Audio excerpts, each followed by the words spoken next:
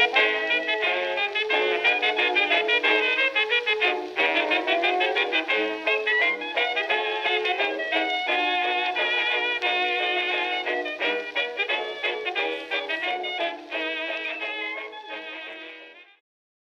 and welcome to the Old Garage number 50. I'm Wild Bill. Got some cool questions here. A little bit of silliness, shout out, so let's get it rolling.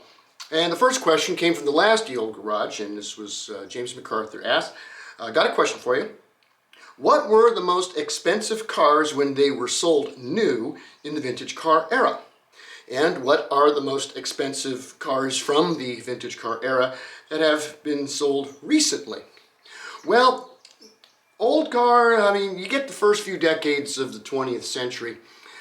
If you had made cars for the wealthy with big chassis, powerful engines, they were going to be expensive. That was a market, and it was not uncommon for people to buy their chassis and then take the chassis and deliver it to a coach builder who would then put the rest of the car together. You know, you could, say in 1928, you could spend $14,000 on a Duesenberg chassis, take it over to Brewster, and spend another $14,000 on the body. And there were many cars like that many manufacturers in America and Europe, all over the place. From your Rolls Royces and your Duesenbergs and Dobles and Ampersons and Delages and Voissons and the sort of Fastinis and Grafenstiefs and Bentley. I mean, yeah, you could easily spend 25 grand on a car back in the day. And oddly enough, you can still get some of those cars for reasonable money today. As long as you're, a good driver, a 20-footer as it were, I've seen, Packards and Peerlesses and, and other cars like that, with some Buicks and Chryslers and things, in the $50,000 range,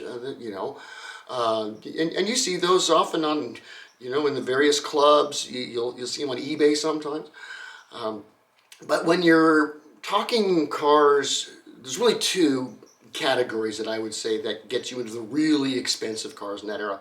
One are those cars that are already had their 100-point restoration and are ready for the concours circuit.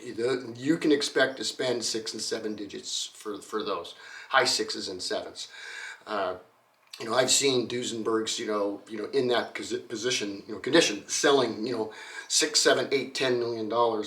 And the same with, anything else that's really, had that level of work done to it in its restoration. It's going to be an expensive car.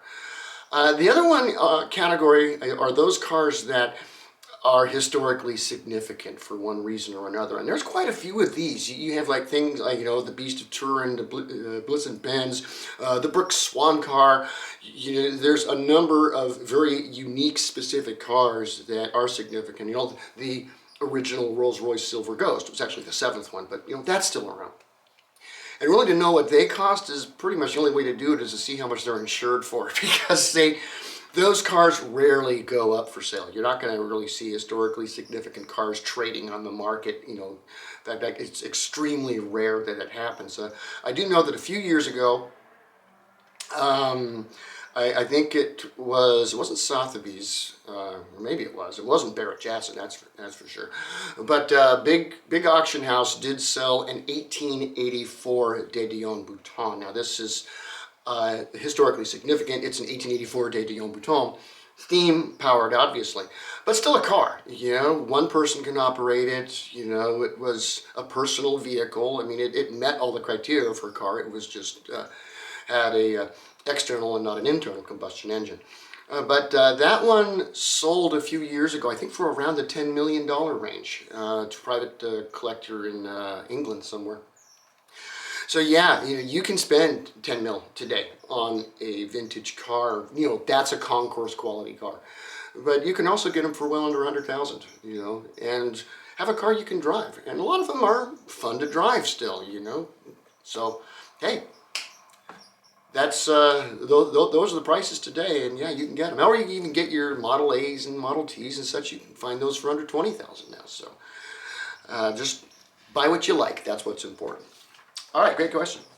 Next question I had came from the episode on Harry Morgan, and asked by Paul Ehrlich, I'm one of those. He says, "Hi, Bill. Another great story. Love to have a cycle car. Yeah, those are fun. I have a question. In the early 1930s, Packard said you can buy a car out of income. Last night I looked at a December 1925 Motor Age, and there was an ad for GMAC that you can buy out of income or finance. I asked my 99-year-old neighbor, and he was not aware of the term, but also interested in the answer. Was income meaning cash sale? Now, thanks for Vintage Car History, as I have a 25 Packard limo. Cool car." Yeah, here's the thing. If we go to the first few decades of the 20th century, if you wanted to buy a car, doesn't matter what car it was, a new car, used car, whatever, right? You only had certain options. One, of course, was to have the money already to buy the purchase price of the vehicle. Whether you got it from friends, you saved it up, did something wrong. Don't do that. But either way, you gathered up enough money to do it. That was commonly how you'd buy a car. Now, if you didn't, then what would you do? Didn't have the money up front. Well, going to a bank back then was not like going to a bank today. If you had a relationship with a banker, you might be able to get a loan so that you could buy a car, but you're going to have to put a down payment of probably anywhere from 60 to 70% of how much you actually need. So you're almost already there, and then you're going to pay interest on what you borrowed from, which is going to be rather high. Now, there was also in existence at that time savings and loan banks or associations. Many of them were local community savings and loan. Many of them, were national by the 1920s. But a savings and loan is more like an insurance company than it is a bank. What it is that every month you put in an account, your savings, and you just keep your savings and you build it up. And everybody in the community who's part of the association puts their money into savings. And then as you need more money, let's say you want to buy a car, all right, well, you've already, okay, no problem, we will go ahead and loan you the money for that car. However, you have to wait in line until there's enough savings to cover the loan. And that could take months or years of continuing to put money in until it's finally your turn in the rotation, as it were, to receive your loan, whether it was for a car, a house, or whatever. And also, just to keep in mind, if you're thinking, hey, collateral, I can put up my property for a loan, that actually was illegal in most states to secure a loan through real estate. So what happened in 1923 was the Ford Motor Company came up with an idea similar to a savings and loan. What he would do is, at the time, say, Ford Model A in 1923, $265 out the showroom door.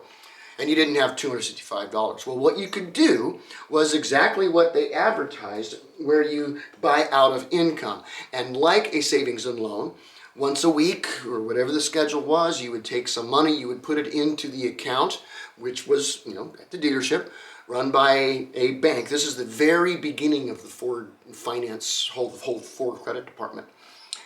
And once you had saved up enough money, saved up your $265, you cashed it out and you had your car. So it was basically a savings program to buy from out of your income. You got paid every week. You did it once a week. If you got paid monthly, you put in money monthly. But either way, you kept the money at the dealership or at the banks that the dealership associated with, the savings and loan in this case, and Ford's own savings and loan. And then once you had the car, you were done. It was called buying out of income. Now, this eventually spread throughout the industry by 1920, because it was very successful. 1923, Ford sold almost 2 million of those things. It was the biggest year for the Model T. And that program was an important part of that, because a lot of people were able to buy their car and do it in less than a year. So, in another, 3, 4, 5, 6 months of saving up, and boom, you got a car. Other companies, including, Packard, General Motors, Stutz did it, Studebaker. I mean, and even some folks in Britain, I mean, were put these accounts together. And that was what that meant, and it eventually became the car credit industry that we know today. So, great question. Thank you. All right, and that's my question, so let's get silly.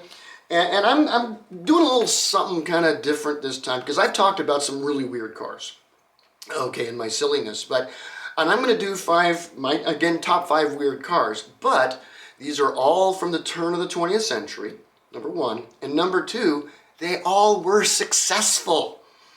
These weren't one-offs that were like, what were you thinking? Each one of these cars that we're going to do sold at least 100 of that particular model in the course of their production. So I'm starting at my number 5 weird car that sold well, despite it, is the Decouville Voitrel. Now, 346 of these were built from about 1898 to 1901, and why this is such a weird car is because you look at the front end of it, and it has that very crude but still discernible, it has independent front suspension. It was the first car ever to have that. And then you look at the back of the car, and there's no suspension whatsoever. It's just straight bolted to the chassis. There's no springs, there's no dampers, nothing. So I just find that particular little car just kind of weird. But yeah, they sold quite a few of them.